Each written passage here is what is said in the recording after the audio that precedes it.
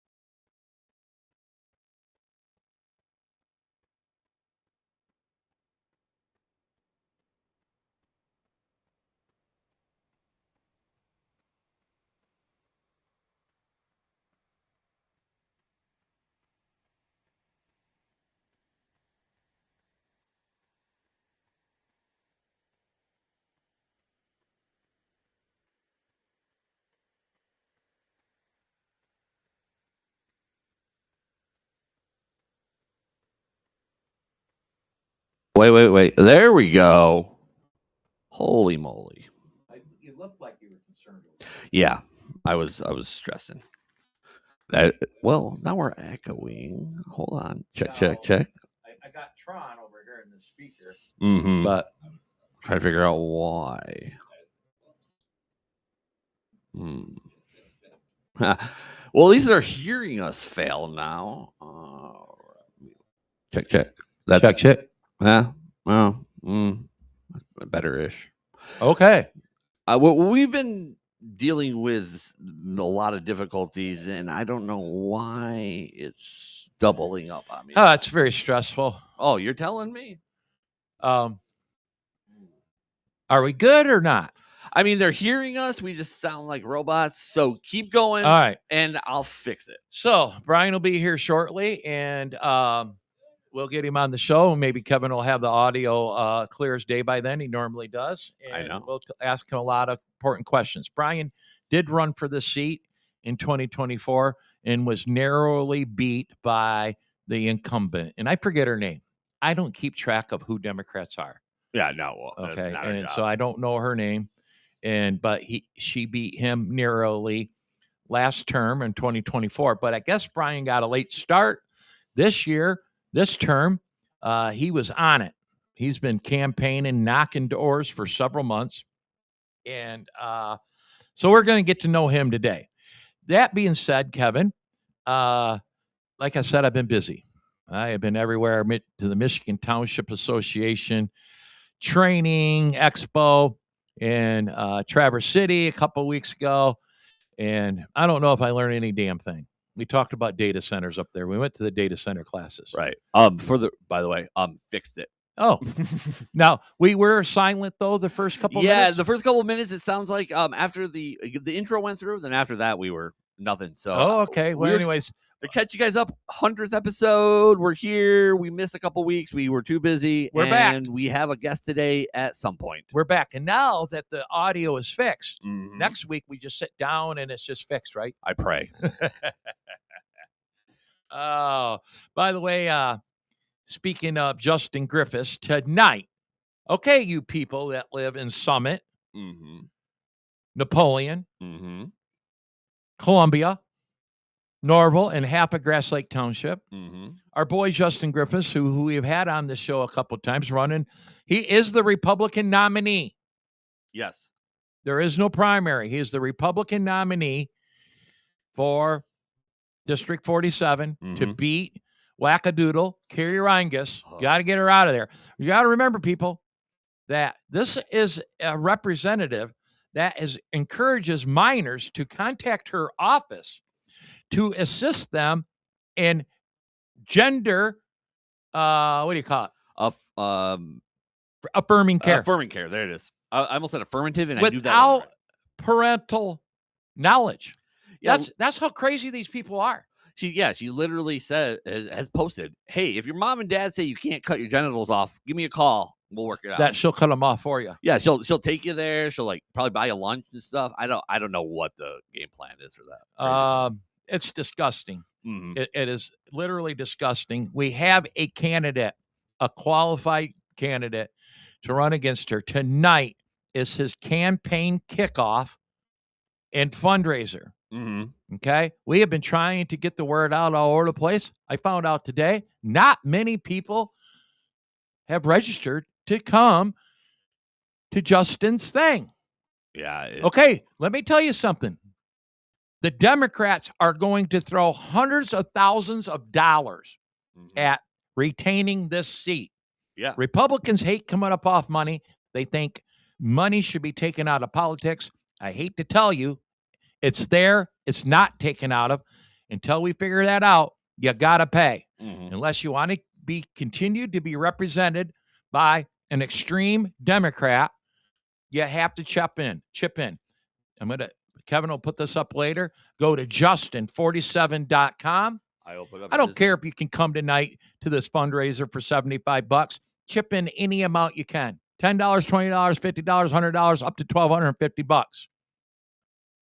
It's going to take money to win this seat. It is what it is. Yeah, no, absolutely. Money in politics, we hate it. Have to have it. Some people refuse to participate in it, and that's what gives Democrats the win. It's just part of the game. I hate it. It's there. Anyways, please support Justin Griffiths for District 47. Like I just said, I don't think the people in those townships that I mentioned in Jackson County realize they are represented by a Democrat. Kathy Schmaltz is not their representative. Right. Now, you can call Kathy's office and not live in her district, and her staff are wonderful people, and they will help you out. Yeah. But guess what? If you live in those townships, she is not your representative. So help us get a Republican representative. Those are Republican townships. They're red. I need everybody to turn out the vote. Our last guest, right, was Lance Griffin. Yep. From 10X Votes. How easy is 10X Votes, Kevin? Pretty easy. You simply type into your Google machine 10, a 1 and a 0, and a time signal, right? Symbol. Votes. 10X Votes. You go on to that, and it will show you your family members and your neighbors who have voted Republican in the past, but have not voted in the last couple election cycles, not even for our boy Donald Trump. They can say they voted in 2024, but I'll bet you'll find a family member or a neighbor that did not. So 10X Votes is a simple process. You go on there, and all they do is ask you to approach 10 family members or neighbors and encourage them to vote. Yeah, not even strangers. People you know, people you probably talk to every day. That's right. You might not like knocking doors. I get it. You might not like your family. That's right. I'm not a big fan of knocking doors. No. I don't like dogs. That's a lot of walking. But if you can go to 10xvotes.com, 10 people that you know, and say, listen, Billy Bob, I need you to vote. We are not going to win the governor's race or down ballot unless we get Republicans out to vote. And it's imperative because nothing's going to change if we don't start. And unfortunately, probably got years of repair to do. Oh, but we got to start. Real quick, speaking of Justin, Prisoner Painter podcast is in the chat on YouTube. You know he's coming tonight. Oh yeah, yeah, he's I saw that. I heard that on his show when Justin was on. Yeah. I want to say hi to him. And then over here on Facebook, Mark Ashley Price, he says, Mr. Chair, I'm pleased to report to you that I am the de facto Republican nominee for State Senator District 3. I heard that. Which includes Highland Park, Hamtramck, and east side of Detroit. By the way, congratulations, Mark. I heard that. And I know that Mark is up for the challenge. And let me tell you, that is a challenge. But the same thing, boy, if we can get Republicans out the vote, right, even Mark Ashley Price might have a chance of winning in those Senate districts. Well, yeah, we're talking about actually two tough seats there with Justin and Brian. Yeah. I'm talking about. Well, we were talking about Justin. I'm talking Justin because that whole east side of the state. It is very blue. It is. Which leads us into recent news on the Democrats' attempt to manipulate the districts of Virginia. And the Supreme Court threw that shit out. A ton of states. Yeah. And Tennessee. The Republicans are moving on that. And we might have fairer congressional district seats that aren't race related. Not white, not black, not nothing. And it should be. You can't draw your lines based on race. No, but that's what the Supreme Court ruled. What I don't think people realize is that's happened a lot for a lot of years. Oh yeah, gerrymandering and both all that. sides really. Yeah. And this one was a attempt by the Democrats to literally draw the lines because of racial lines or using racial lines to draw voting districts. You can't use any other criteria to draw your congressional district lines, but Democrats thought they could draw the congressional district lines based on race. Okay. Isn't that the most racist thing you've ever heard of? Yeah, absolutely. It's phenomenal, amazing to me. Now, it's crazy. This is what I think. Let's let this play out. It looks like it should be a good thing for Republicans. I don't know how they're going to draw the lines. Florida, Texas is going to get rid of Tennessee, California, Utah. Michigan won't deal with it right now, but I do think. Well, we just redistricted not long ago. So but now when we redistricted, we did win a court challenge to where they had to redraw, I think, the state Senate lines over on the east side of the state because we determined in Michigan that you couldn't draw them based on race. Right. we'll see how this shakes out. But I think eventually this Supreme Court ruling should pave the way for state redistricting to look better, because we're under gerrymandering currently. With where we just talked about Justin 47 and Brian's seat 48, it got gerrymandered to take in part of the city of Ann Arbor, and I don't know if that's race related or just blue. They know where Democrats are with city of Ann Arbor. I mean, anytime redistricting happens, I think you have to take in consideration that it's being done for a reason, and it's not usually any reason other than, well, that way we can win that district. So, either way. No matter how you draw the lines, who's ever in control of drawing them lines are probably going to manipulate them to favor their political party. Yeah. But why wouldn't they? I don't think there's a way around that. I don't know. But you can't use race for that anymore. Yeah, I would have to look up. I just thought, I don't know how they originally were supposed to be drawn. I'm assuming population. Yes. Each congressional district has approximately the same amount of citizens. That makes sense. And then so you take, because I was part of the redistricting process in 2022, although we got our asses handed to us. Congressman Wahlberg did really well because he had a staffer, Stephen Reiser, who wrote like hell. But we took the short end of that stick. And yeah, you take the population of the state, you break it out. I think we have 13 congressional districts, and each district represents the same amount of people. And then that makes sense. Right? I mean, yeah. But then you take that number and then you can draw the lines. This 3,000 is over here and that 3,000 is over there. And so regardless, gerrymandering in nature, human nature, is always going to exist, Democrat or Republican. But guess what?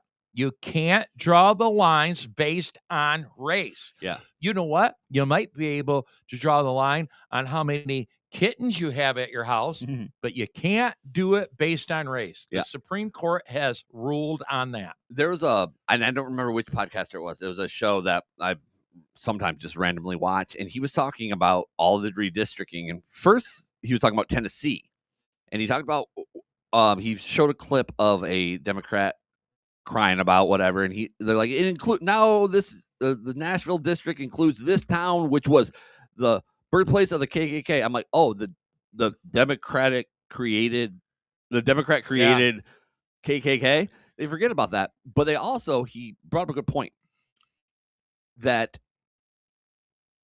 basically, if you laid down what they were trying to do and you basically laid a crime map over the top, they almost match up completely. Oh, really? Yeah. Which I'm not going to say that's about race, but the good news is he did the math, and if everything goes the way that it should, in general, fair for everyone by population, the redistricting across the nation is plus 18 Republicans and only plus 6 Democrats. So I knew it was 12 or 13 plus Republicans. Yeah, this was that. Well, there's a couple that are still pending. But let me tell you, the House, congressional House is foaming at the mouth, thinking that they can have a potentially 12 Republican lead in Congress. For me, I'm excited about that thought too. We'll see how that pans out. Well, the other thing you brought up that's important to say is that historically, this is insane to think there's a possibility that the midterms during wartime, the Republicans could take control of all three, the House, the Senate, and obviously the presidency. Or during wartime, retain it because we already have it. Yeah, but you want to grow the gap because, like right now, we can't pass anything in the U.S. Senate because it's so tight, and then there's the whole filibuster thing. Yeah, so plus 12, plus 11, plus 18, whatever it is. Right, that's a significant. Now we also have what I realize that I look at is it's also the problem with politics nowadays is no one can get along. So if it's so tight, nothing can get done. Oh, it's terrible. And I mean, in the past, I know it's happened, but it's so much worse now than it was. I mean, in the 90s. Oh, yeah. Or the early 2000s. I was with a group of Republicans I told you about before we went on the show, and I won't get into details about that. And I can't disagree with them. You know, Kevin, I'm a staunch supporter of President Trump. Oh yeah. You know, there's an element of people out there that want to try to Trump in a third term on some angle they got, and I am adamantly opposed to that. I have been from the beginning. One, he's going to be up there in age, although the guy is pretty sharp. He's going to be up there in age. I'm just not down with third terms, even if they're legal. Right. 3 opportunities. I hope that Trump is able to get some things done, which he has. Of course, we got a long way to go, and that flows into whether it's J.D. Vance or Marco Rubio or somebody like that as our next president, or Ron DeSantis. That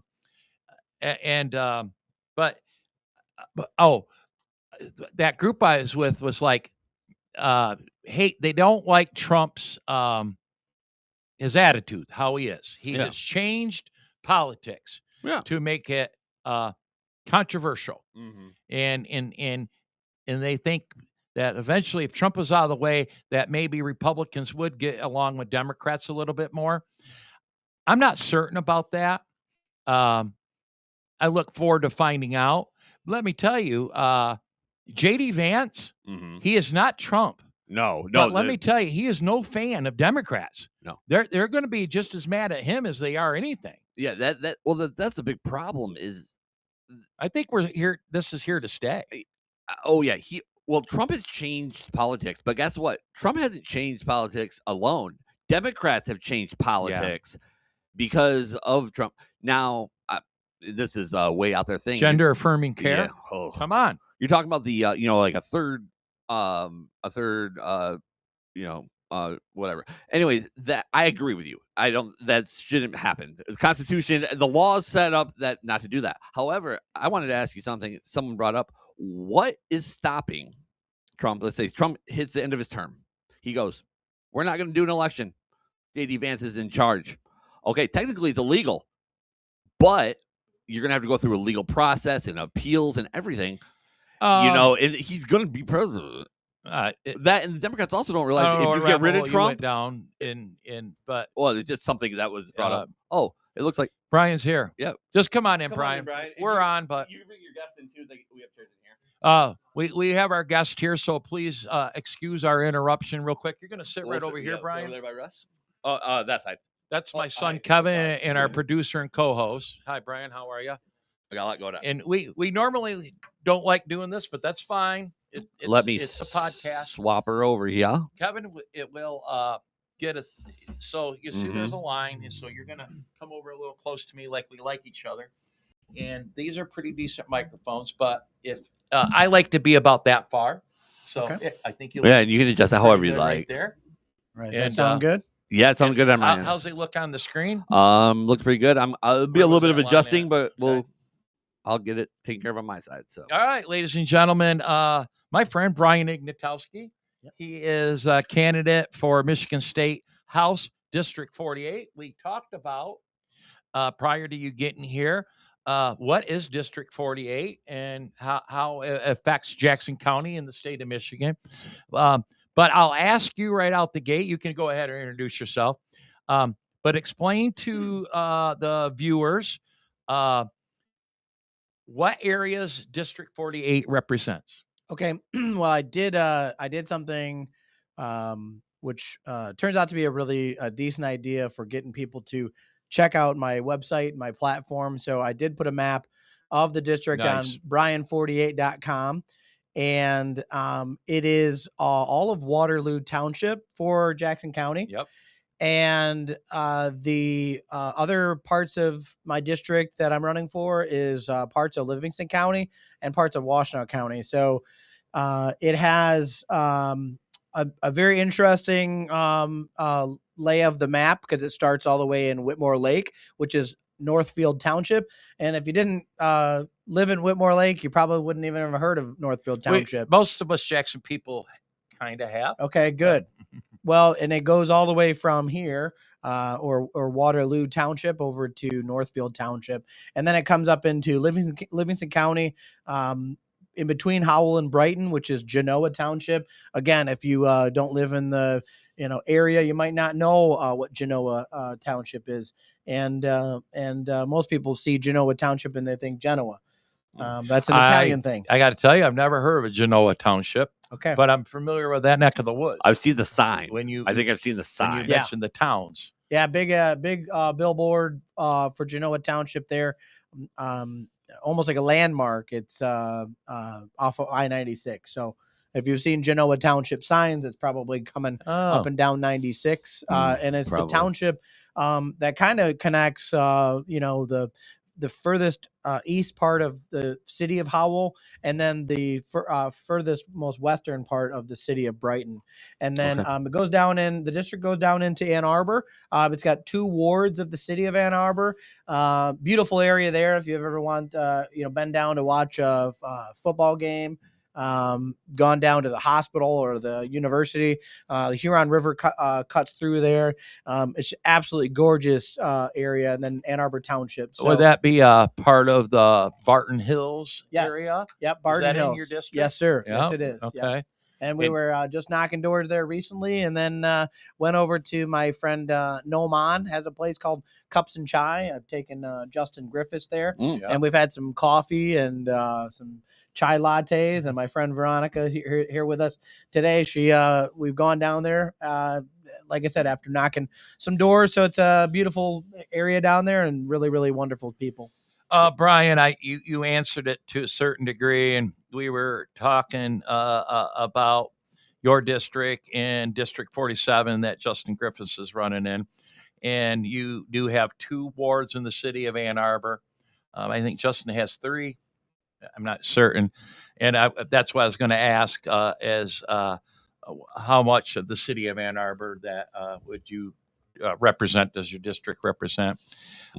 Which tends to be the concerning part when you're Republicans have a lot of times, which Kevin and I were just discussing. And we talk an awful lot about low propensity voters on here.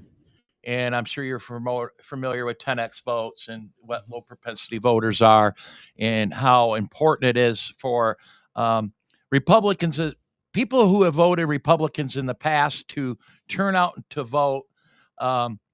Some of them even missed in 2024, and we fear that they're going to stay home in this, what they like to call midterm.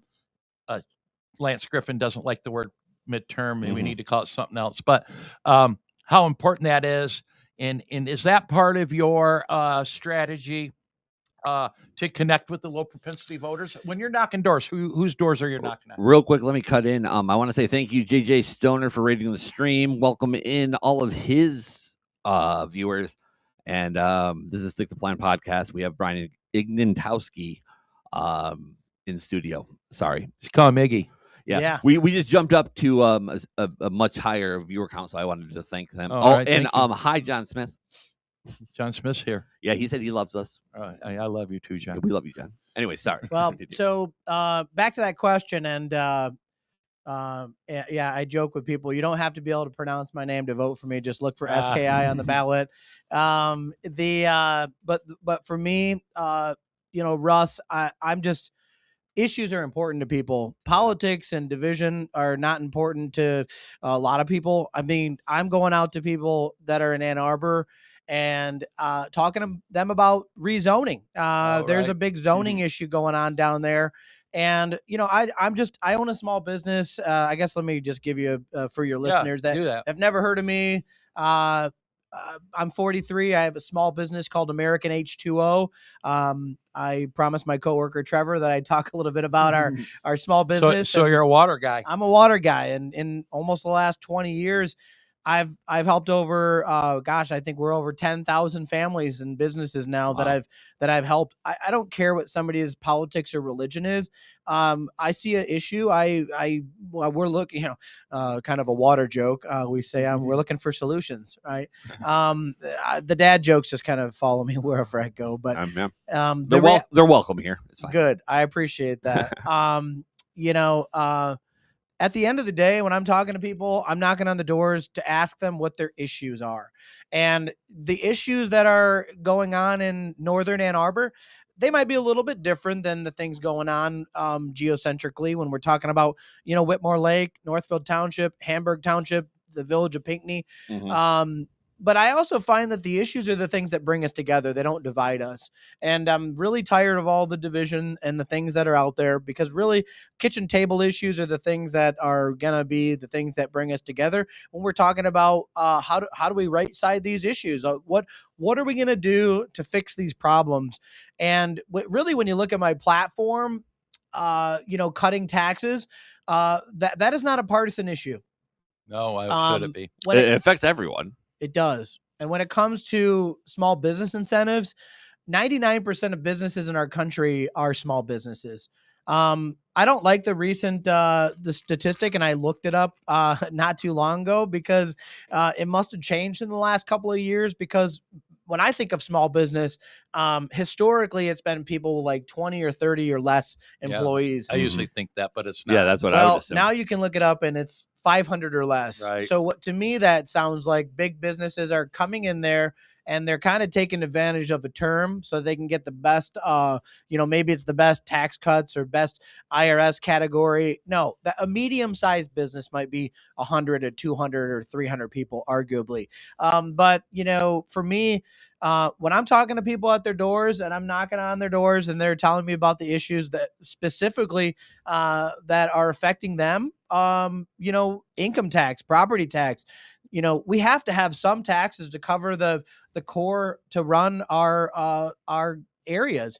But at the end of the day, we don't need more government, because that causes more taxes, and right now, one of the biggest issues that people are concerned about are data centers. So I think I was going to ask you about that. Someone in the chat was just talking and says, my issues are data centers, solar panel grifters, and Muslims. Okay. Solar. I think data centers is a hot topic with everyone right now. I was going to ask you, Brian, when you knock a door, and I serve as a township trustee, and the hot topics always roads. Yeah. Roads. Right now, the newest one is data centers. And property taxes. Those are everyday, everybody issues. You talked about zoning, and when you tie in data center issues, for example, that definitely ties into zoning. We're dealing with that in my township right now, how to handle that. And then there's also, and I'd like to get your opinion, there's also, a push to encourage a statewide moratorium against data centers. I am a don't take our local control away type of a guy. And I just kind of wonder, what you're hearing out there about data centers and kind of what your feel is about them, and how should Michigan proceed on that? What is your thought? Well, I'm very focused on the issues. I will mention that I've been for a few years now, I've been on the board of directors for our zoning board of appeals in Hamburg Township. And so you understand zoning? I understand zoning. Yeah. And really at the end of the day, I'm 100% the most concerned with any taking away of any township authority to control their zoning. And anybody that is in the chat who's listening in regards to utility grade solar specifically, probably is maybe even heard of Public Act 233. Oh yeah, where actually my opponent voted in favor of Public Act 233, which would take the state's authority in control of wind and solar in the disguising of clean and green energy, and they would take away the township's authority. So I am 100% opposed to the state coming in and saying we know better than you, Mr. and Mrs. Township. So when it comes to the issues of data centers, I'm very much most concerned with anybody that would come in and take away any of the township's authority. In fact, recently, there was a statement that was made by the current representative that says, I think that the township should have more say and control. No, let me stop. The township should have total control. All the control. And all of the authority in regards to data centers. Well, a great example is, I mean, we're born and raised Michigan. We've been around the area, and like you never even heard of Genoa Township or right. So I'm sure there are politicians at the Capitol in Michigan or even on the federal level that I've never heard of it as well. And so why do they don't know the concerns and the problems those areas are having? And we're talking about small areas like Hamburg, tiny. Waterloo Township, Pinckney, all that. Well, I will say this just to educate people. Hamburg Township, we're nearing like 24,000 people, and that is we have a growing area. Genoa Township, Livingston County is experiencing huge growth.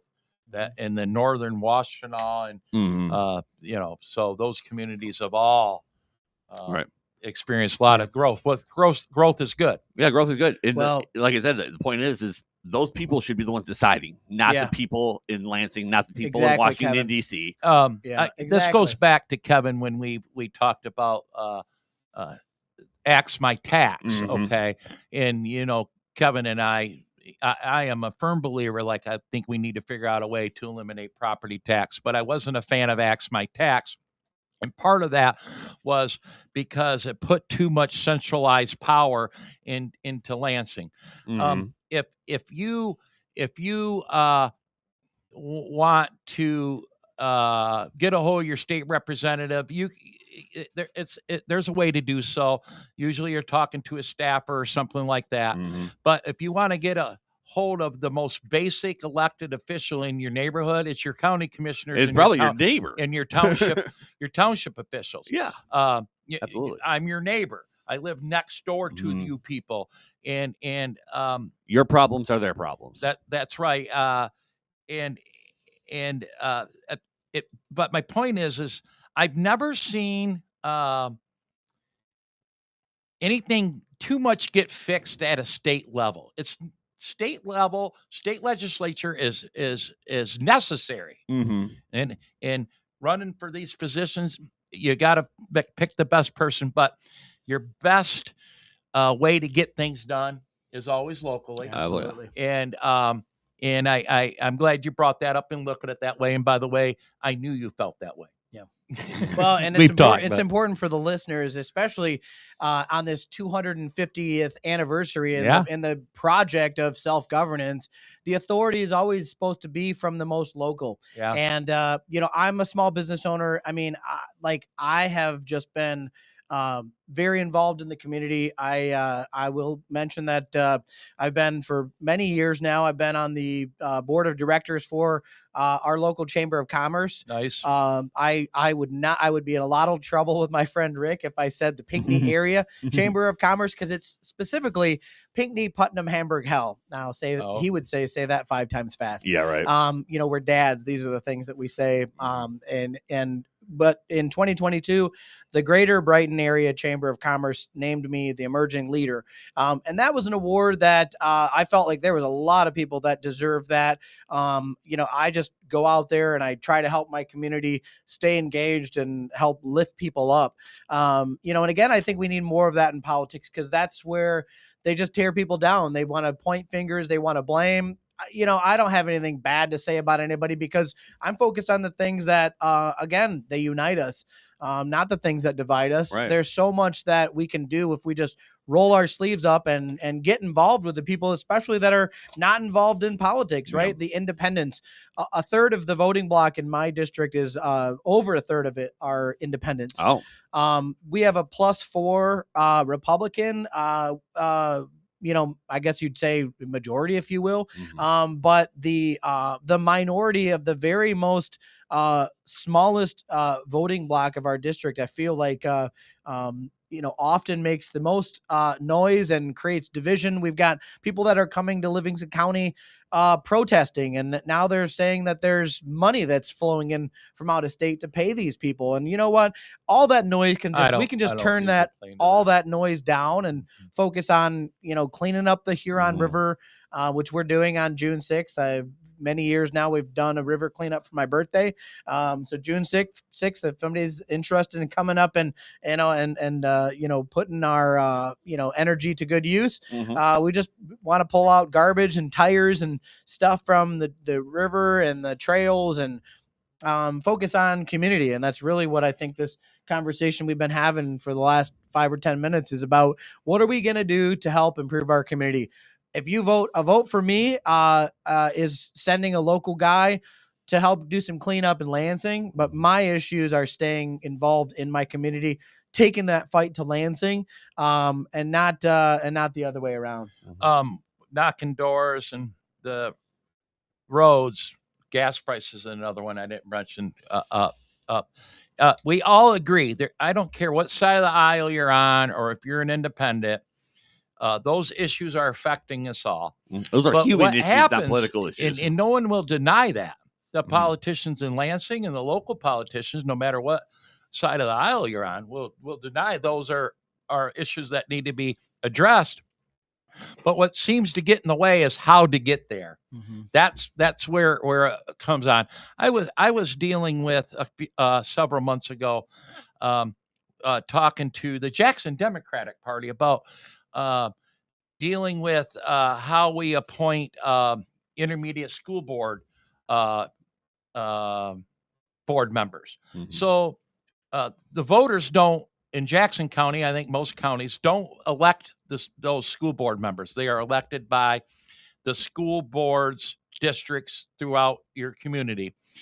But yet that's the largest thing you pay for on your property tax. It's insane. And so, we were in initial conversations about maybe us working together on something to maybe change that in Jackson County.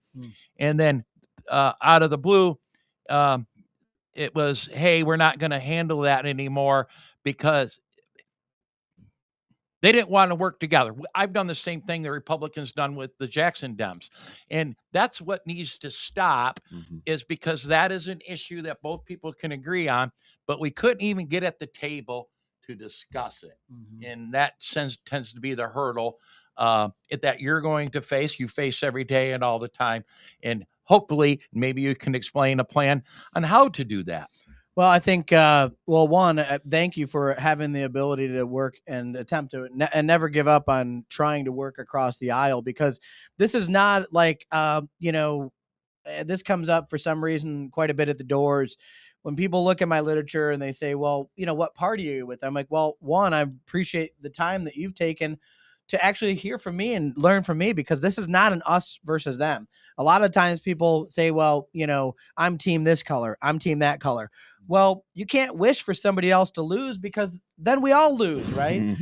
You have to be able to set things aside and say what you just said, caring about the schools and the school board, and the fact that the issue, I think sometimes, and correct me if I'm wrong or give some input on this, or anybody that's listening on the chat, you look at these issues where they're nonpartisan. Well, 5 years ago, if you would have told me or asked me where the Michigan Supreme Court candidates are elected or selected from, I would have had no idea that it's at a convention, which is partisan.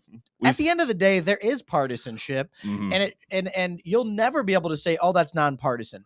Villages, cities, school boards, everybody has partisanship. And it shouldn't be that it's just the thing that takes us and tears us apart. You can have your opinions, and now things are so hyper political where if you're so-and-so, oh, I'm not going to talk to you anymore. Well, that's a problem. That is the problem.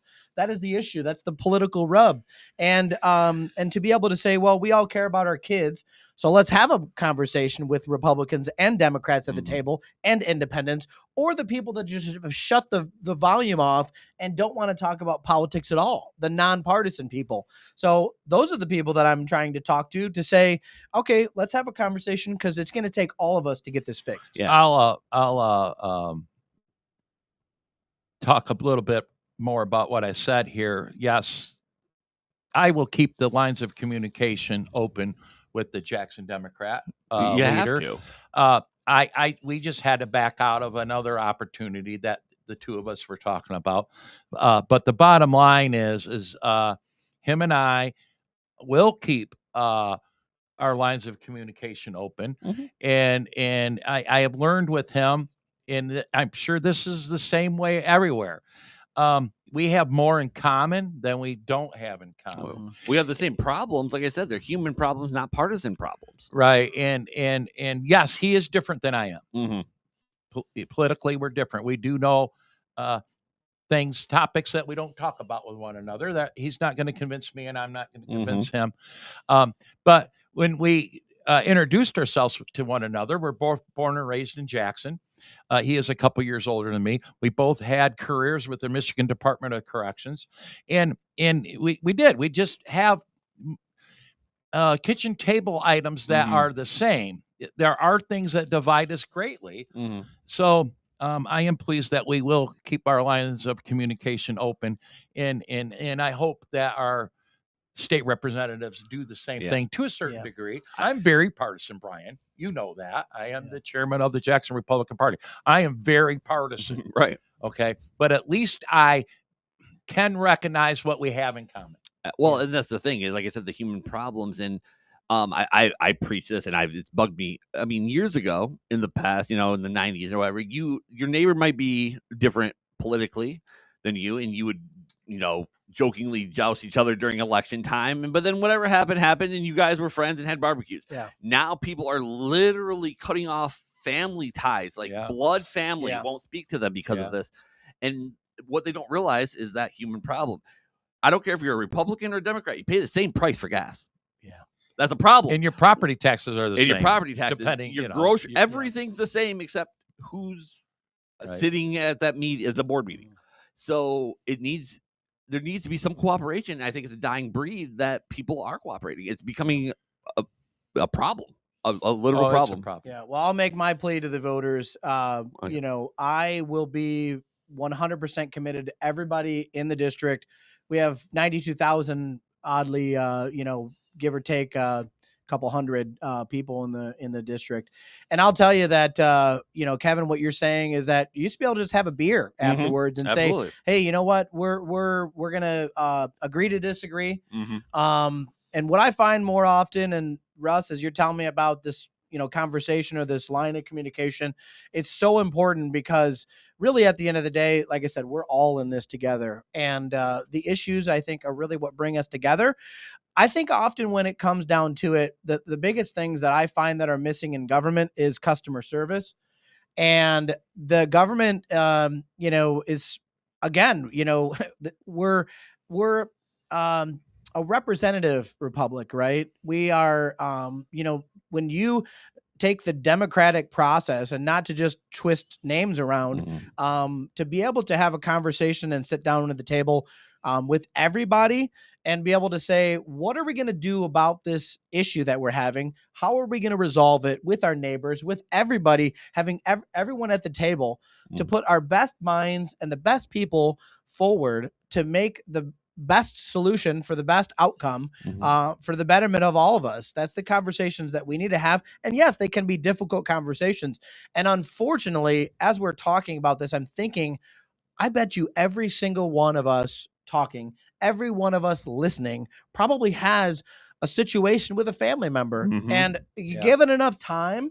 And I feel like we're at the point now, and I pray to God that we really are coming into this next election, where we have the opportunity to let our voice be heard.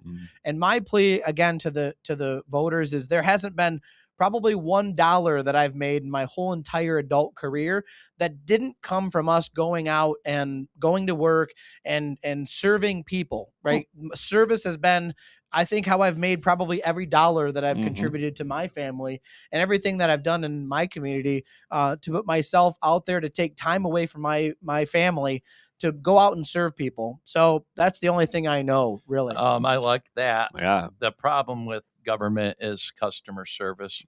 I look back at the leading up to the Republican state convention. I'm sure the Democrat candidates had the same problem, SOS candidates, and they were talking about customer service at the Secretary of State, and that needs to happen at every level. Oh yeah, it needs to improve. Now, Kevin, you a while back had a topic that needed to be resolved, and you were able to reach out to State Representative Kathy Schmaltz's office, and they didn't ask if you were a Democrat or a Republican when you called.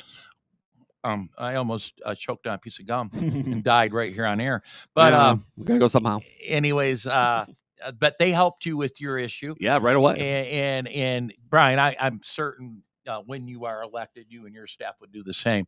And I'm assuming and hoping that all state representatives, that's why they're there. And my issue was very in mind. Nonpartisan. It was a car insurance issue. Everyone in the state's got to have it legally to drive. So, and yeah, they didn't ask a thing. They said, "Oh, this is where you go. This is how you do it." And before I could even do those things, they had already gotten the ball rolling, and it was taken care of quickly, promptly, very, very promptly. Unfortunately, if I were to call, well, my state representative is Kathy Schmaltz, but if I lived in District 48, Waterloo Township, and I were to call, they'd probably say, "That name sounds familiar. I'm not helping that guy out." Oh, I feel that because I didn't call Kathy. I emailed her, and my email address is Russell Jennings. Yeah, we run into that. Yeah, we run into that a lot. So I'm sure that would be By the way, just unrelated to you, Brian, your battle with Blackman Township has not fallen on me yet, Kevin. So well, good. Thankfully not. We have a hearing on the 18th, and I just don't involve you. I'm shocked that the phone hasn't rang. Just a side conversation. Yeah, no, listen. Kevin, have you see here? Kevin's a grown adult.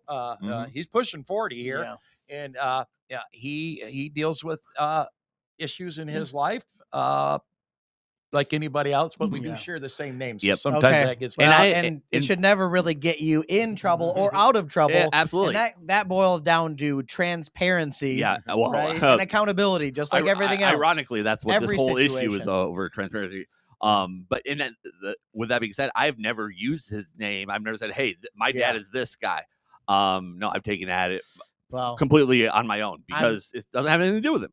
I'm going to give a plug to the hopefully somebody's listening, or if somebody that knows somebody is listening. I've often gone on to the website to set up by the way, if you're a Midwesterner, it is one word: Secretary of State.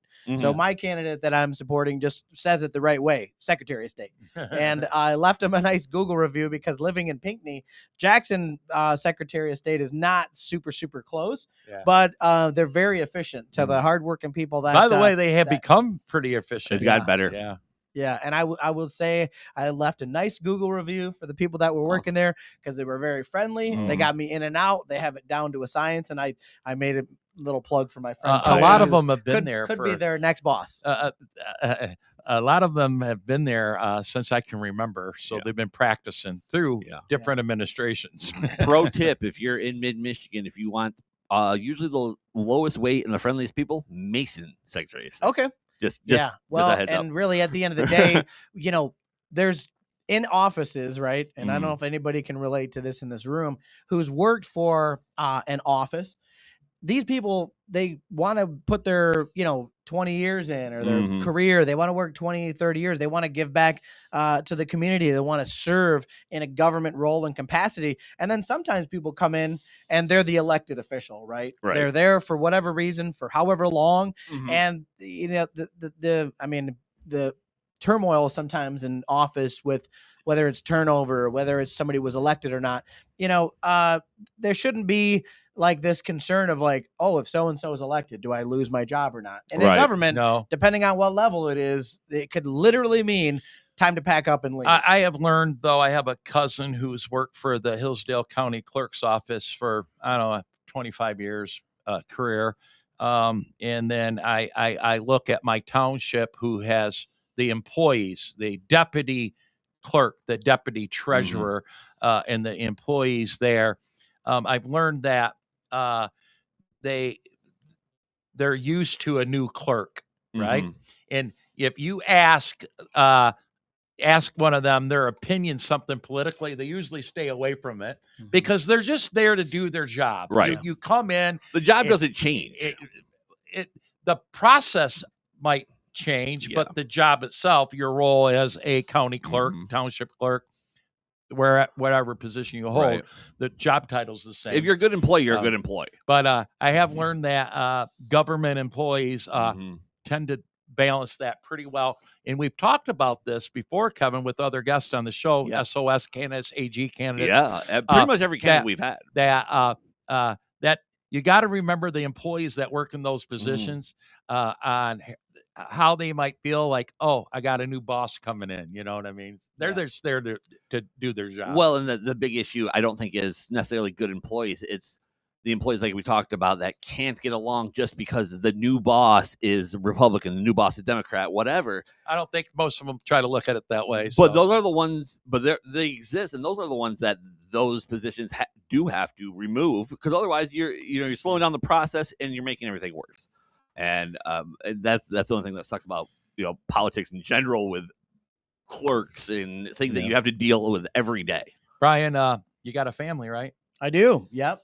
I have my beautiful wife and 2 sons, and we, like I said, our family business. We have a water filtration company, and we just we all do our part in giving back to make this area the best that we can. I've been in Michigan my whole life. I've been in Livingston County for 3 decades. Crazy how that goes by real quick. And I've got my 2 sons. One's 11, one is 15, and he'll be at the end of July, beginning of August. A new driver. Oh, geez. So you mentioned insurance. I'm not looking forward to that phone call, but we love Michigan, and we love being where we're at. No plans to go anywhere. We just want to do our part to serve our area and really make Michigan the best that we can be. And I think, like I said, everybody is trying to do that respectively in whatever they're at and doing, or they just want to be able to provide for their family and have the best opportunity. Maybe start a family, start a business, and make Michigan the best we can. I never asked you this. But maybe there's a cool story. How'd you ever get in the water game? So customer service was it. I started back in like the it was the 2000s, and I call them the aughts just because it sounds fancy, and no one, unless you were born in the early 1900s, how we're the only generation that gets to call it like '08.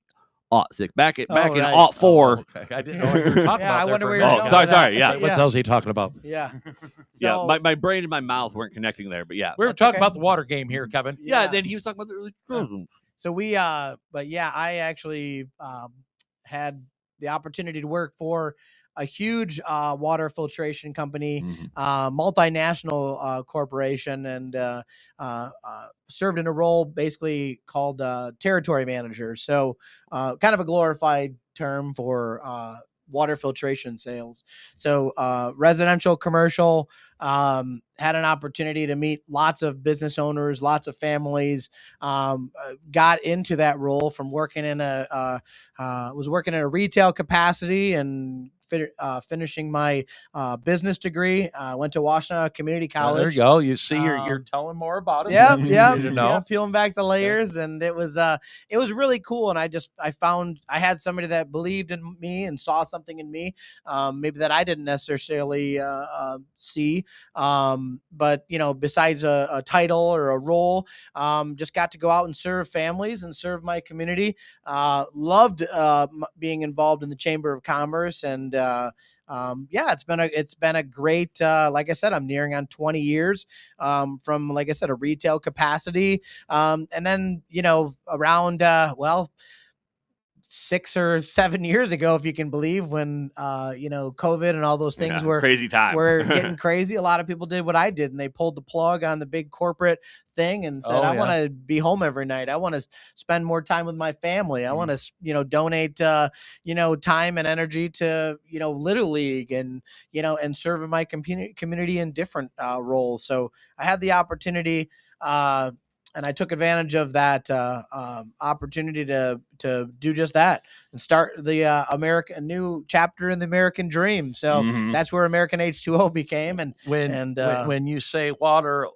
filtration, and you're the water guy, you're going to probably break this down for me.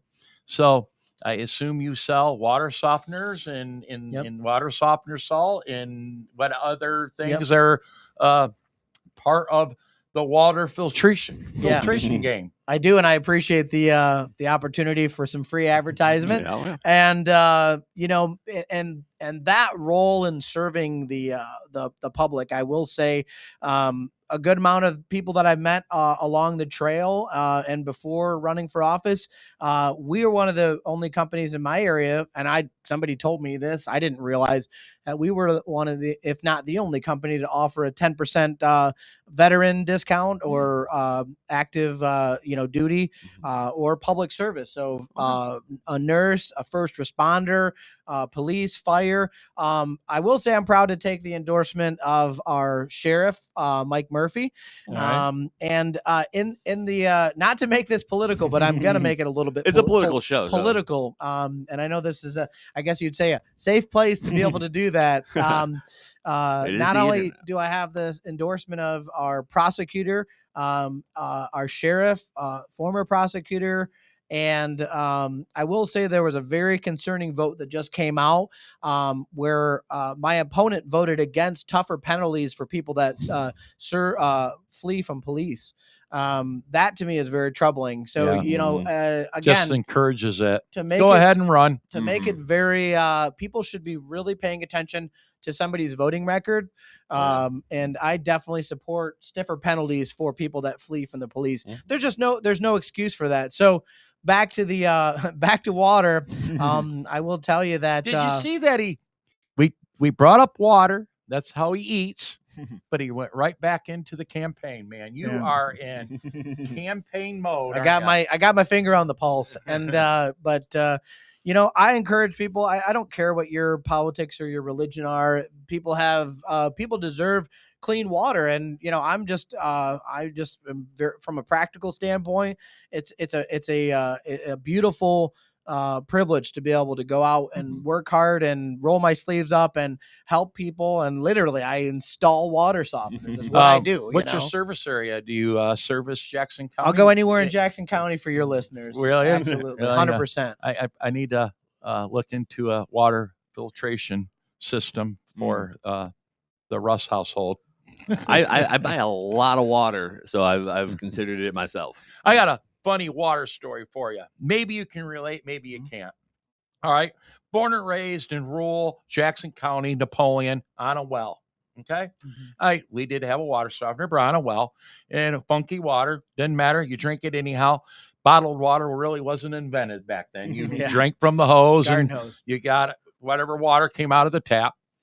And then as we got older and we had better water in our house and we started buying bottled water, I went through a spat maybe 15 years ago where I was going to this water store and buying reverse osmosis water. Okay. And fill up the gallons. Oh, that is delicious water. You throw some ice cubes in there, make your ice with it and everything. Delicious. And I was going through some health issues at the time. Yes, I'm a big man. I used to be a whole lot bigger. You can ask Kevin, another 100 pounds. Wow. And all of a sudden I had a puffy foot. Okay. I know you're not a doctor here, but let me tell this goofy story. The top of my foot was puffed up and it was jiggly. I had a puffy foot. And I go to the doctor. I said, Doc, I got a puffy foot. What the heck's wrong with me? I don't know. We run you through a billion tests on the treadmill and everything else. 6 weeks of tests. Doc, still got puffy foot. What's going on? He goes, I don't know why you got puffy foot. He says, you just have a puffy foot. Yep. Okay? You caught the puffy foot. He did say that I was a hot mess, and Did he say to drink more water? They always tell you that, Okay. but anyway, so I'm on my pontoon. I'm on my pontoon, tied up, drinking beer, probably making my puffy foot worse. And I was tied up to an electrician. Okay. Good old boy named Doug Prine, born and raised rural Jackson County. One of these guys who just knows a lot of things, but he happens to be an electrician by trade. And I was talking to him about my puffy foot. And he goes, Russ, got to ask you a question. He said, you were born in rural Jackson County, Napoleon, right? I go, yeah. He goes, did you have well water? I go, yeah, it was horrible well water. He goes, and you drink that your whole life, right? The minerals, everything with it. And he goes, are you buying water up here at the water store, that reverse osmosis? I go, well, yeah, Doug, I sure am. He goes, that's your problem. Well, what the hell are you talking about? He goes, that's the problem. You've eliminated the minerals, even though you didn't like the taste of your water. You've eliminated those minerals within that water that your body's used to. And maybe that's why I have a puffy foot. I didn't think nothing of it. He's an electrician. What the hell does he know, right? I gave up the reverse osmosis water. And yes, I still bought water, but I went to spring water instead of reverse osmosis. And guess what? My puffy foot went away. Electrician Dr. Doug Prine cured my puffy foot. Okay, well, I'm definitely not a doctor. I wouldn't probably even be able to about puffy foot? play one on TV, but I have no idea what relation your water would have to do with your foot, except for your electrician's your doctor, and now your water softener. Maybe I'd be better off. I tell my electrician as my doctor. I just tell people, like, fun fact: rainwater is ultra pure.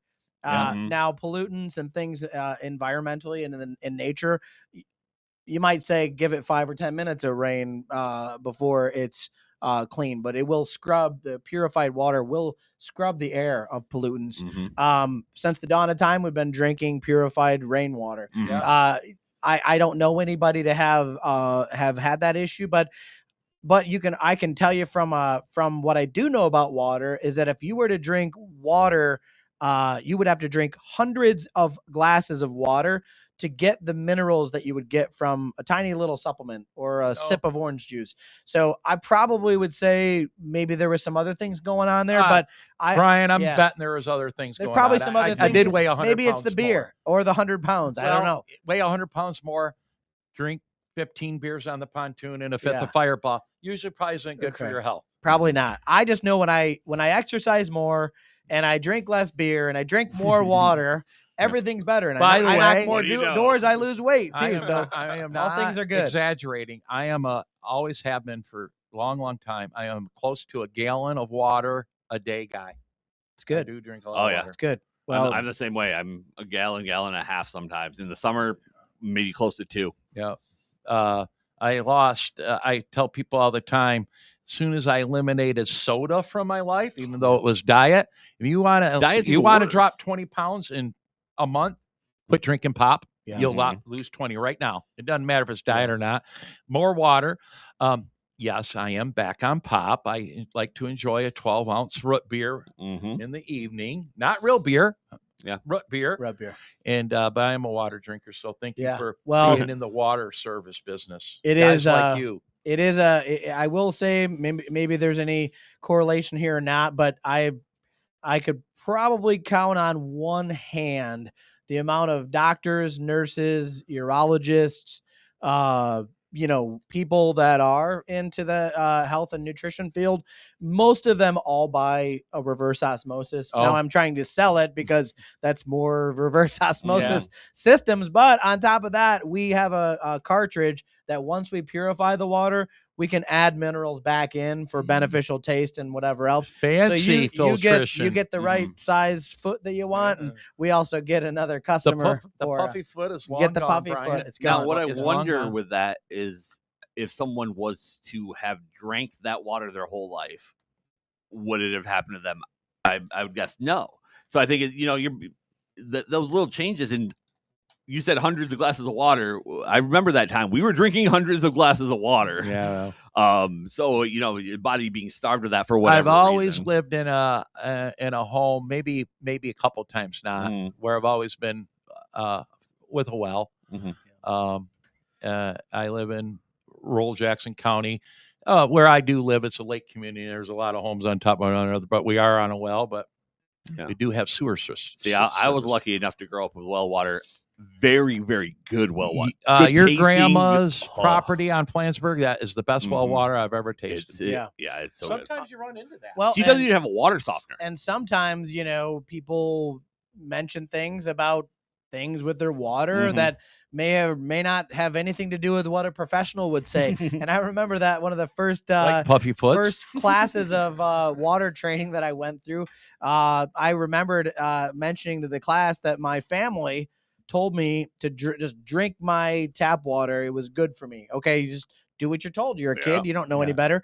And come to find out, if you have a working water softener, there's no minerals in your water because the softener's job is to take away the minerals. That's its one job to do. And if it's doing its job, it's taking away the minerals and replacing it with sodium. Yeah. Which is also something that some people are very careful about how much they ingest of that, right? So, health is a very important issue, and I appreciate you giving me the opportunity to talk about that issue, which is directly how I feed my family. So I'll mention AmericanH2O.net. And put it in the chat as well, guys. Kevin has advertising opportunities you could talk to about after the show. Yeah, I would be open in any capacity that's pretty bipartisan when it comes to that issue. Now, back to the issue.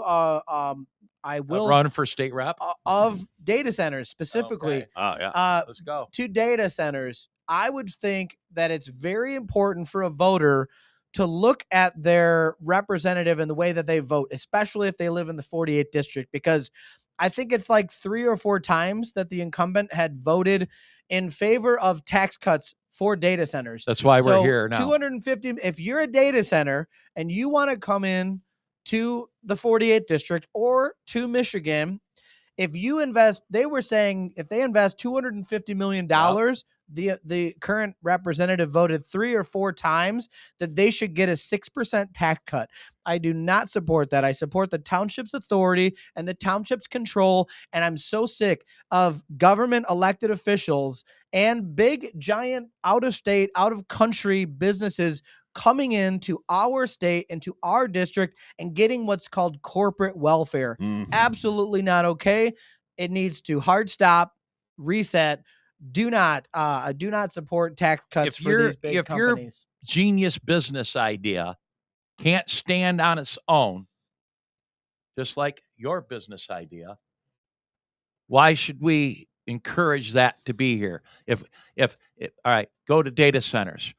Most people think, well, because of our cooler climate, abundance of water is the reason why. No, you just said it.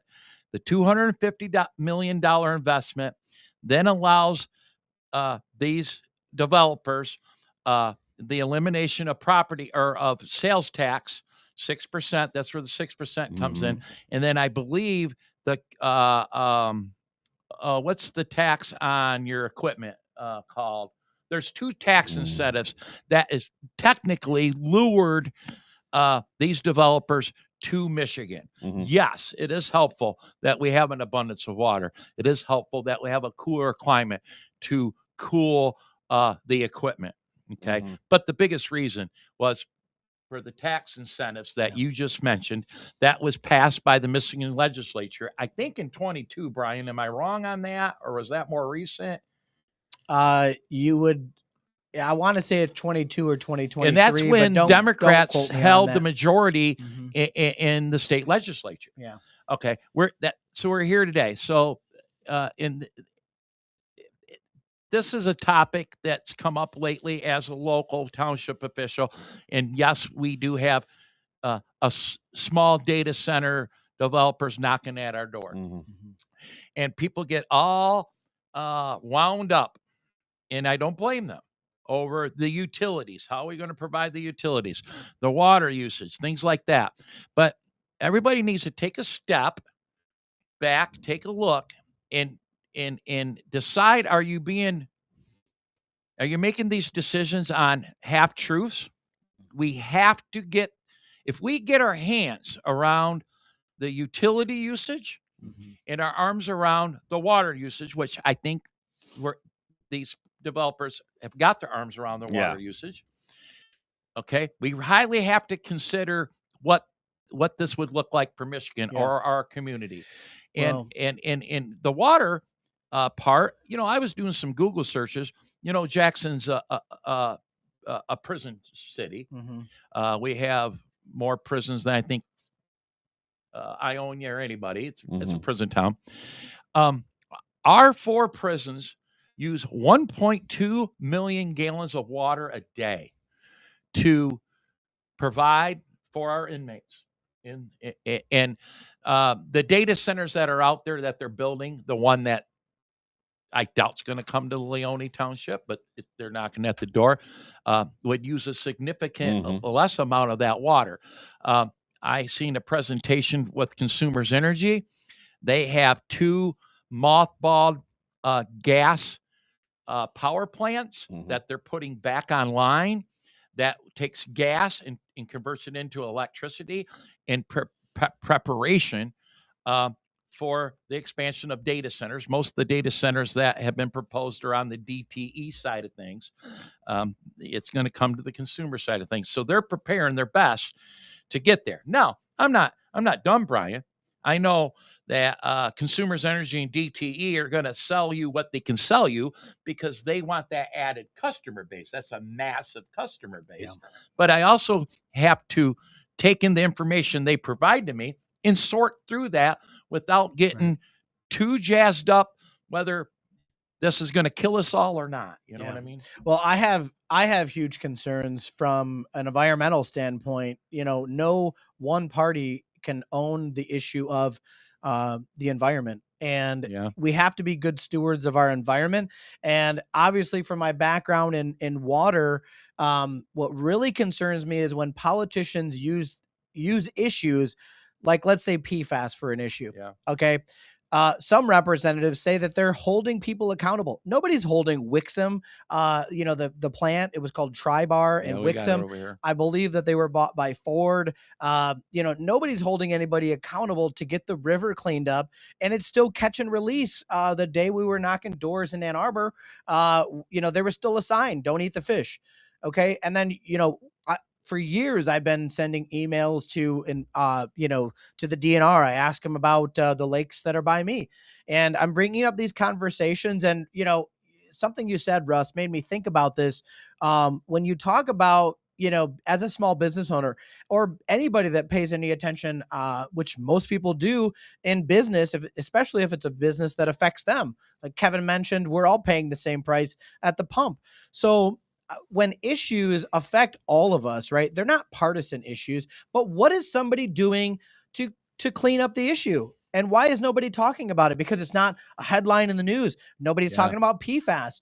Nobody's talking about what they're doing to hold government, or business people accountable, right? Just because it's a big business. So when it comes down to the issues of, I think you were talking about like capital investments. And again, when it comes to data centers, right, you can look to the areas around the country if that's your main concern. And that's where I feel like there's the speed of business and there's the speed of government. Now, when there's a slow grind of government, as there should be with issues like data centers that affect everybody, and it's a township issue. If a township in the 48th district or the 47th district or any of the other districts, 110 state house districts that we have around the state, those are the issues where we should sit down and have, civil conversations and talk about what are we going to do in this area or in Michigan as a whole. Okay. Let's all agree.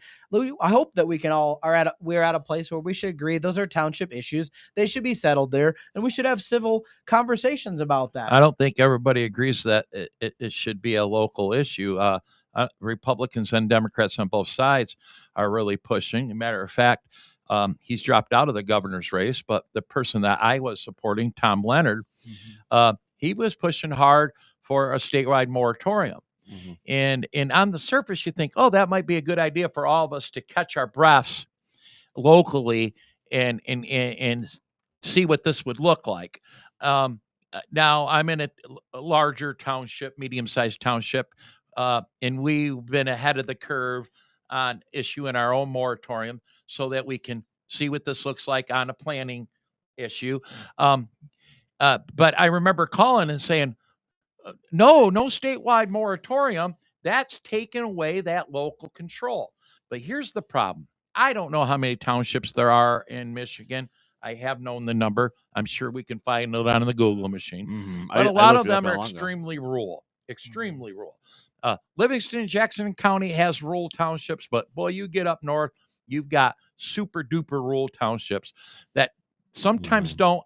They're sitting on their hands, not knowing or realizing that this could be knocking at their door, and they may not be proactive enough to prepare their township if a data center comes knocking at their door.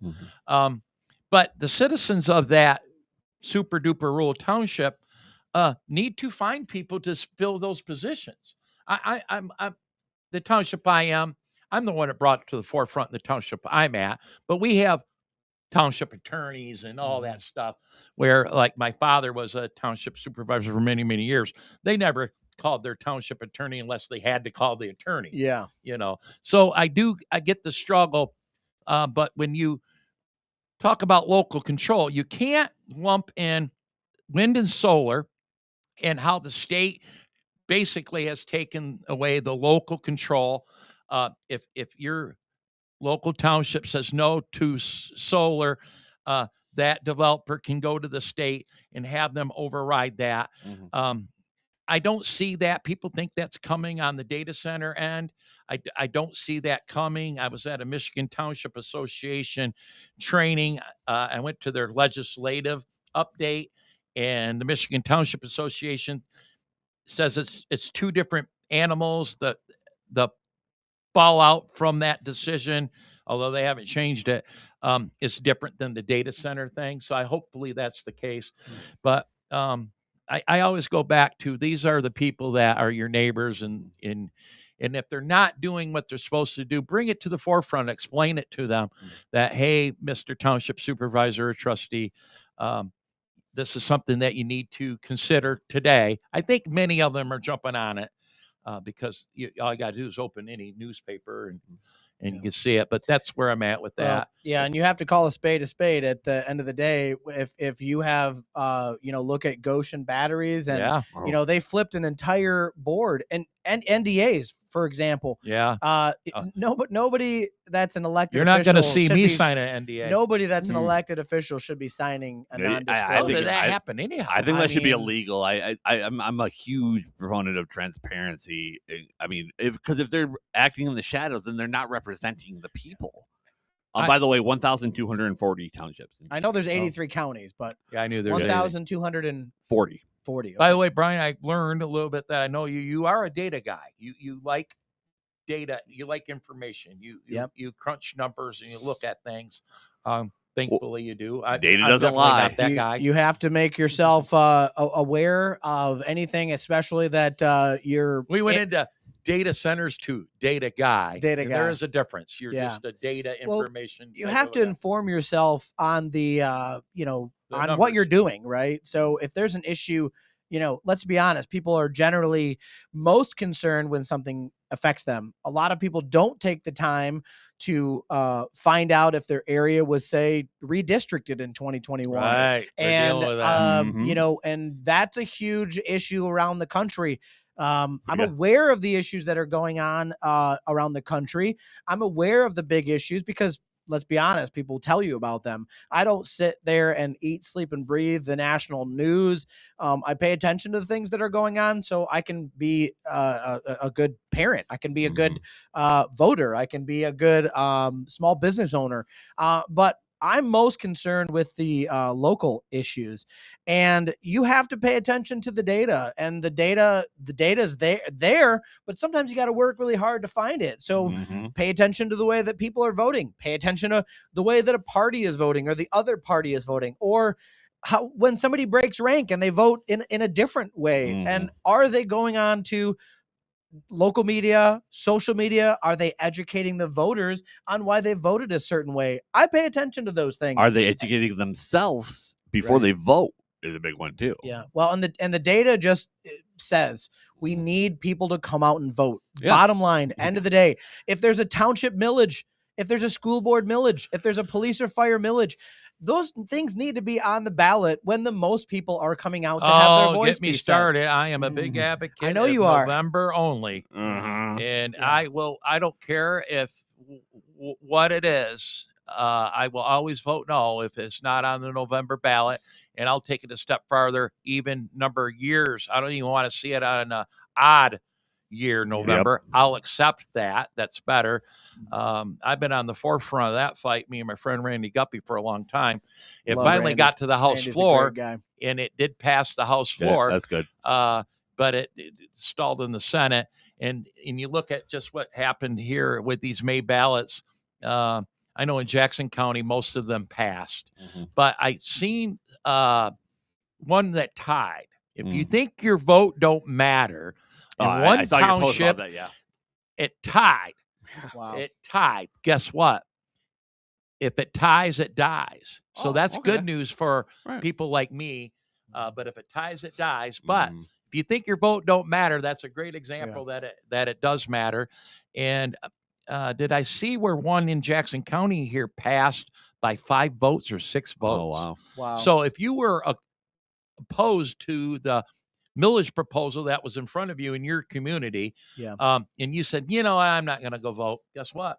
Yep. That's a perfect example. Yeah. If it's such a good thing, then you should want the most amount of people to have an input and a say in it. And we should not lose our voice, and our voice needs to be loud and clear. It's what our government is based. It's the fundamental, the basis of our government. So, we the people. Of the people, by the people, and for the people. Exactly.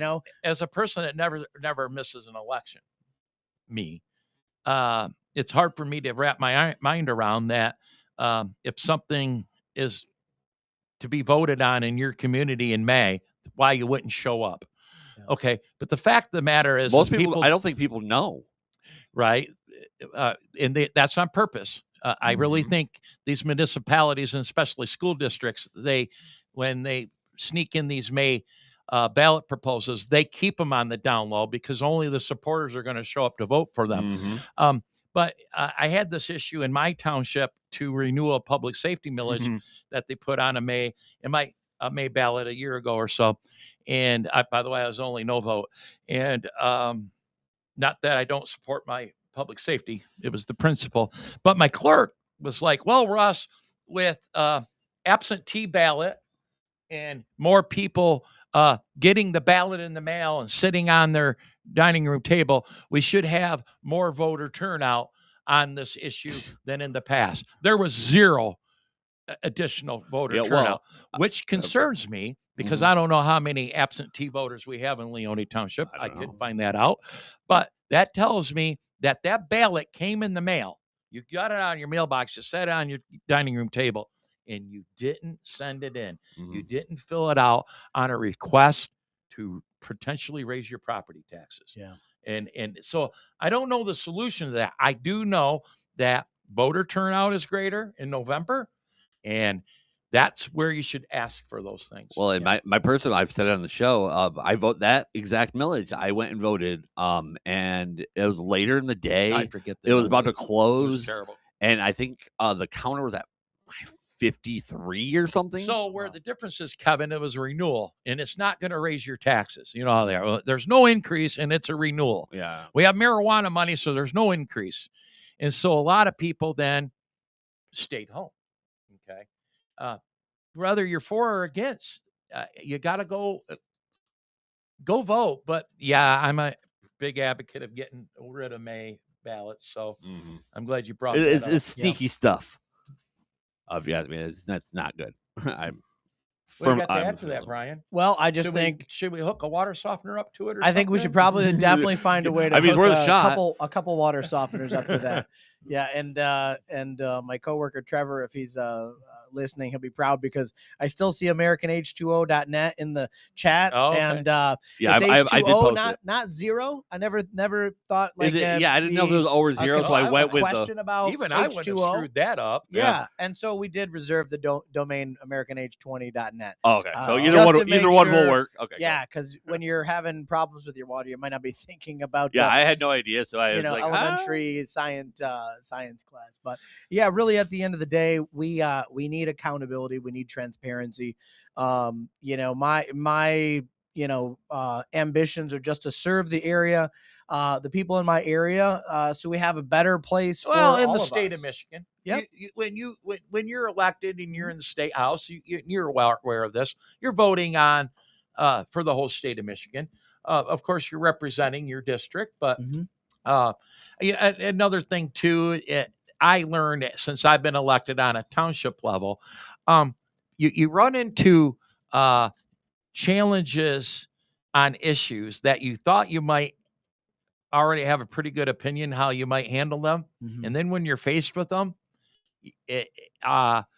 they're difficult decisions to make. Well, but you seem to be a critical thinker, and you have to stand on your principles, though. You cannot represent over 90,000 people, respectively, of a district that is a big part of our state. And I think the values that we all have are probably, we just might have a different idea of who's going to pay for something, right? Yeah. Whether it's the government's job or whether it's an individual's job or a church's job or somebody that needs to fundraise to help people in need.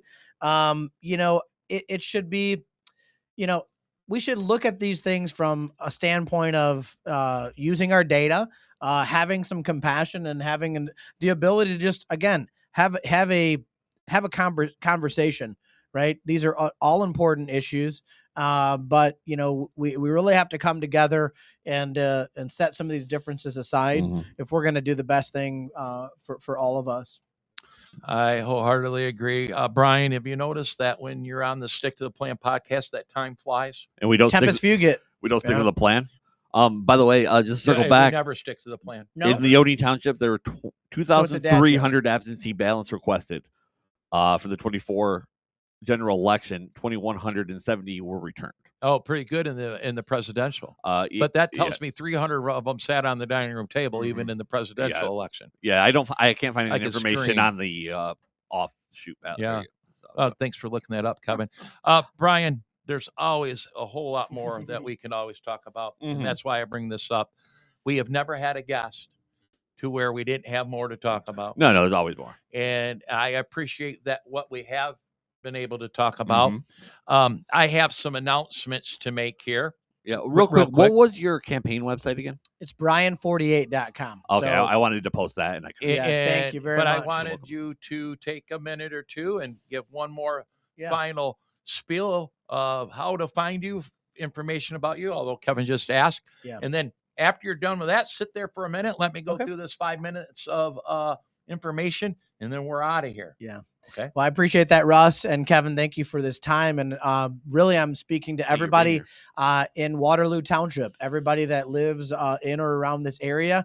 Last election in 2024, I filed at the deadline. I ran a 6-month campaign. I'm also a dad, and my kids play sports, and my wife supports me in all the crazy things that I do. And I apologize to anybody that I hadn't had the opportunity to meet because it was a lot. But we came really, really close. We were outspent by $500,000. Whoa! We had $40,000, which I, as a small business owner, I know that's a lot of water softeners, and I've served people in Waterloo Township and in the area. So specifically, I want to invite everybody that's watching or listening. You have the opportunity to get involved in one of the few seats around the whole entire state that we have an opportunity to flip a seat. June 10th, I have a big fundraiser in Gregory at the Wilson Estate Vineyards. You can go on my website, brian48.com. You can sign up, you can register. get a ticket, get a sponsorship. If you're a fellow small business owner and you want to come out and support somebody that really wants to cut our taxes, government there are essential things. And I really think that the most essential things are public safety. We need to support schools, police, fire. But we really need to support also small businesses. That's what drives our local economy and our national economy. And so that's all I want to do is have an opportunity to meet all almost 3,000 people that live in Waterloo Township. I've had the opportunity to meet some amazing families and some small business owners. And we're every week or two, we're going out and knocking on people's doors in Waterloo. So if somebody's listening and you want to get involved in a really exciting campaign, we do need to raise more money in America. We definitely believe that you put your money where your mouth is. Doors and dollars. Dollars and doors. Yeah. My friend Tom, who served in the state Senate and the state House, it doesn't represent any part of Jackson County, but now he's our congressman. Tom Barrett served in the military and just had some really amazing bills that went out, to basically make sure that, you have equal representation and issues that come up that are global or national issues. Definitely when it comes to the military, those things, again, are really, really important. But again, I'm focused on the things that are here that affect us the most. And I just really love an opportunity to meet all of you that are watching and listening. If you want to get involved in an exciting campaign, definitely reach out, Brian48.com. Brian, you said there's how many people in Waterloo Township? Almost 3,000. Gosh, I thought there was 30. I know. I only know one or two. So. Yeah. Well, there's one delegate. I know two. They're married, and he happens to be the township clerk. Other than that, up top of my head, I don't know anybody lives up there. Beautiful, beautiful, beautiful part of Michigan. Beautiful part of Jackson County. Mm-hmm. The township that I represent, Leone, that's disputed, but it's a very large township, and all townships are about the same size. A whole lot of Waterloo Rec area is part of our township, and of course it butts up against Waterloo Township, and so yes, I don't get up there very often because the roads don't connect. But when I do, there is no better southern Michigan than that part of the country. It's gorgeous over there. Sugarloaf Lake and all that stuff, it's amazing. So thank you again, Brian, for being on. You're going to hang out with us today. We have an upcoming event coming up. So your day is partially right here at the Jackson GOP That's right. headquarters. Yep. So go through these real quick. And then I have helpers here that I need to go help. Yeah, you should probably do the Under the Oaks podcast. Mm-hmm. There was not an April episode. No. And I apologize. The Jackson GOP is a volunteer organization, including myself. And one hand didn't know what the other hand was doing. And I didn't realize that we didn't have an episode to drop the last Wednesday of the month until Kevin told me. Yeah, and actually, with that being said, the 23rd, we are filming.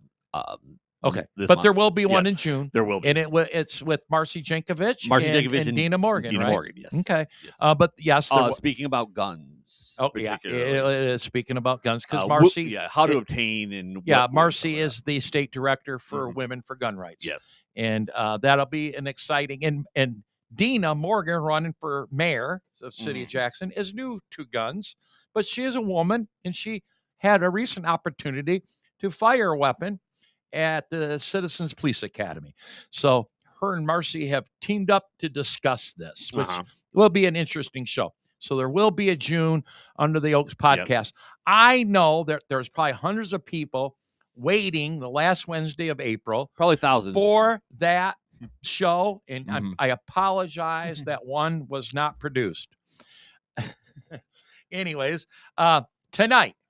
5:00, I think. Justin Griffiths.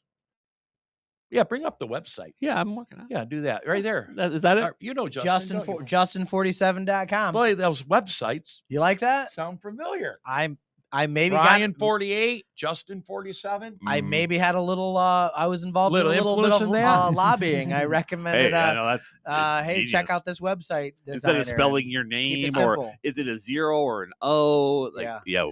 it's just good. I like Tonight's his campaign kickoff. He announced many months ago. Tonight is his campaign kickoff. There might be another one on the Washtenaw side, but this is the Jackson County side, right here at the Jackson GOP headquarters. And you know where that's at? Right in the downtown Jackson at the Commonwealth Commerce Center. How much does it cost to park there? Nope. Oh yeah, Free parking at That's the right. Commonwealth. Yeah. You can come downtown and not pay to park if your event or business dealing is at the Commonwealth Commerce Center. No charge. You know, anywhere else downtown, you're going to pay. Yep. The first 2 hours are free. But anyways, tonight, by the way, I didn't know that. it's $75 suggested donation. Okay. Doors and dollars. We're trying to raise some money. Yeah, we got to support Justin. But you ain't got $75. Show up. We're looking for volunteers. Show support. Come meet Justin. Show support. You know, and then if you can't make it and you want to donate, go to justin47.com and chip in $5, $10, $20, $100, up to $1,250. Please do so. The Democrats are going to be throwing hundreds of thousands of dollars at this campaign, at your campaign, and I'm sure you do well selling water softeners. I'm sorry, water filtration systems. Yeah. But it's going to take enough. more than your wage to get across the line. Well, and here's the thing. I bet you if somebody showed up and promised to knock some doors with Justin, he probably wouldn't kick you out. You're welcome. Please. I don't want to diminish. We do need to raise money for sure. I don't want to diminish. This is a fundraiser, but if for some reason you were short the $75, come on up here. We're going to have some heavy hors d'oeuvres and get to know Justin. Anybody's welcome. That is the suggested price for this fundraiser, and then there's sponsorship opportunities. So tonight is Justin's campaign kickoff. We're excited about it. To let everybody know, help me with the Senate district that Tawn's in. Yes, she's 14. She is running. She is running for. I think it's 14. Senate district. Sue Shink's district seat, which 14?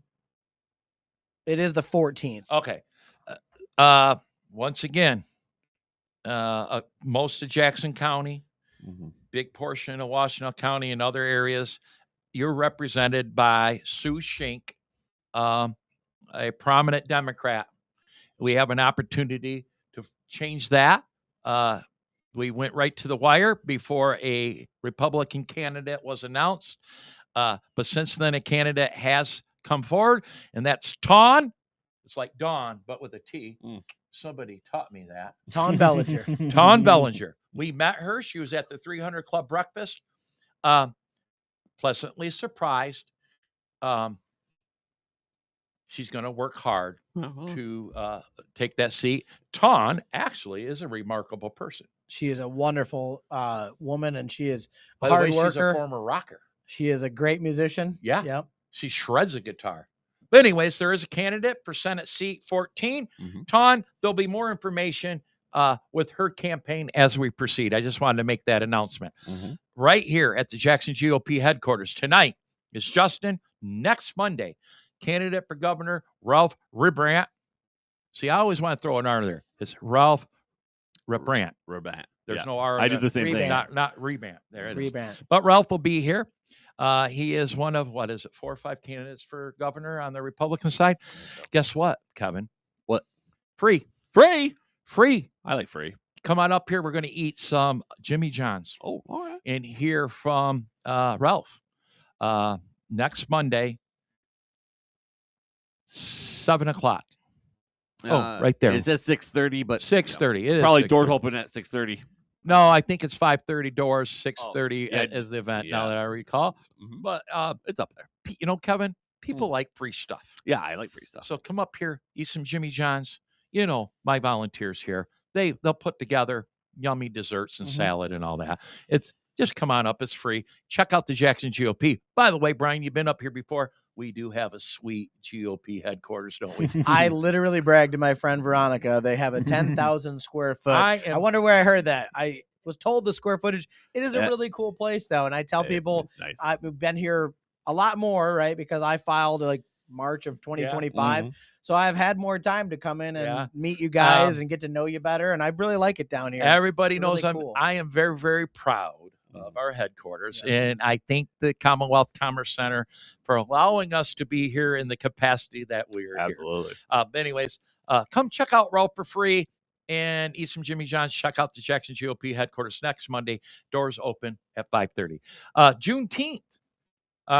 We have been part of the Juneteenth celebrations in downtown Jackson in the past. I don't think we have for the last year or two. We will have a booth at the Juneteenth celebration, June 19th. That's Juneteenth, I believe. 17th? It's June 19th, but get this. The city of Jackson celebrates on 2 days leading to. We are part of the Juneteenth celebration this year. We will have a booth. Guess what we're going to do, Kevin? We're going to educate people on what Juneteenth, why it really exists. It is not a DEI holiday. There is a reason why Juneteenth exists. Come on down, check us out, get free bottle of water. Don't buy a bottle of water off the vendor for $3. Feel sorry for that guy, because we're going to give away free water. But guess what you're going to do when you get that free bottle of water? You're going to hear my people talk about why Juneteenth exists, the history of it, and then we're going to encourage membership to the Jackson GOP. So we will be at Juneteenth. July 6th. Do you know what July 6th is, Kevin? July 6th. Is that the It's the birthday. It's the birthday of the Republican Party. There you go. And the birthplace of the Republican Party is right here in Jackson. We celebrate that every year. We have some sort of ceremony regardless. Under the Oaks, the corner of Franklin and 2nd Street, there's a little park there owned by the city. That is Under the Oaks, where the Republican Party was born. We're going to try to have a huge 250 celebration and Under the Oaks celebration on July 6th. Time to be announced. It might be like 5 o'clock. We're going to headline candidate for U.S. Senate, Mike Rogers. And I think there'll be some candidates for governor here. And then we'll hear from our locals like Brian Ignatowski, Justin. See, Brian doesn't even know this yet. But he's going to be there. We're going to let What them. time is that? I'll let you know. Okay. But anyways, TBA. It's going to be a great time. July 6th. Mark that down on your calendars. That is the Monday after the 4th of July weekend. Suck it up, Buttercup. Just get down there. It'll be fun. You should be off work that day. Most people are. I don't know how that works. I don't know. I'm off work every day. I feel that. Except for this GOP thing. By the way, I just wanted to mention, we won't go into it. Spencer Pratt running for mayor of LA. Have you seen his ads? Google Spencer Pratt for mayor. Check out his ads. That is how campaign ads should be, especially if you're running for governor and you've got $1 billion like Perry Johnson. Instead of these fuddy-duddy ads that I blow by in my newsfeed and don't pay attention to, let me tell you, people are paying attention to Spencer Pratt's ads. I would love to see more ads like that. People wait for the next one to come out. They're very, very cool. Yeah, you were talking about it before the show. Yeah, and, so just Google Spencer Pratt, and by the way, it's the first thing that pops up. They know how to market. Redistricting. No, we already talked about that. Yeah. Oh, yard signs. Yardsignsales.com. Right there. This company here is sublease at the Jackson GOP. Forget that. The Jackson GOP is in the yard sign business. Yes. 1 day turnaround. Very competitive. The supplier that we have says he can beat any price there is. It doesn't matter the size of the campaign or how small it is.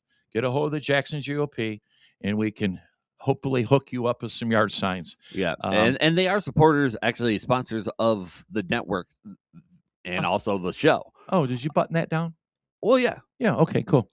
Cool. Anyway, that's all I got, Kevin. I got to set up for this Justin thing. I think that's everything I got. Do you have anything you would like to add, Brian?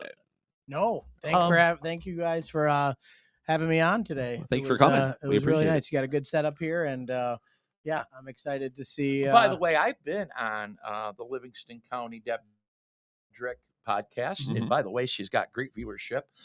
But I've been on that show, and you have to do this or she kicks you in the leg. Right? But this is a little different studio, but they do a wonderful job up there. Deb does what Deb does well, as for sure. We are different than that. You guys both put on a great show. I'm honored to have been. By the way, Deb and I have become pretty good friends, being fellow county chairs. Sometimes we don't agree on things, but she'll let you know, and I'll let her know. And I love that about people. I love people like her. So, anyways, throw that. I don't know who's our guest next week. Yeah, Kevin, you know I'm going to screw that up. Oh yeah, that's the way it works. I just been so busy. I don't think Brian knows this, but this was our 100th episode. We need a bell. Ding ding ding ding ding. I don't have the thing up. 100th episode. 100th episode. So thanks, Brian, for joining us, as well as everybody tuning in. We appreciate it. Go and check. I'm going to make sure all of his websites are in the description, and be on that one. One more quick thing, Kevin. Yes. You can check out all these episodes, this episode. You didn't catch it on the Facebook page, Rumble, YouTube, Stick to the Plan podcast. Boom, there it is. Or JXNGOP. That's right. .com. JXNGOP not only provides this podcast, but the Livingston County podcast and about a dozen more. You go JXNGOP.org and click on to any of them in there, and we have them available. But this show here, you know, I'm going to be able to cut out 8-10 clips. Yep. Brian, I'll cut out minute clips off YouTube. I'll send them to you. Thank you. If you use them, use them. If you don't, my feelings are not hurt. But I'll do my best to cut out some clips, and you might use them for your campaign. You might not. Okay. Well, I appreciate doing that. That's a lot of work, and you guys definitely do a great job. Thank you, Brian. Well, thank you. I appreciate it. Let's shut her down. Yeah, that's everything, guys. We'll see you guys next Monday. You've been listening to a Grandma's Boy Media Production.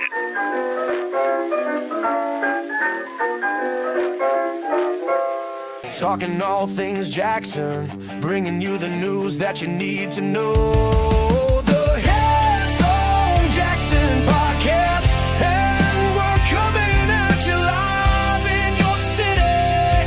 Jackson, this is your time. Get your news from your neighbor, the people who care.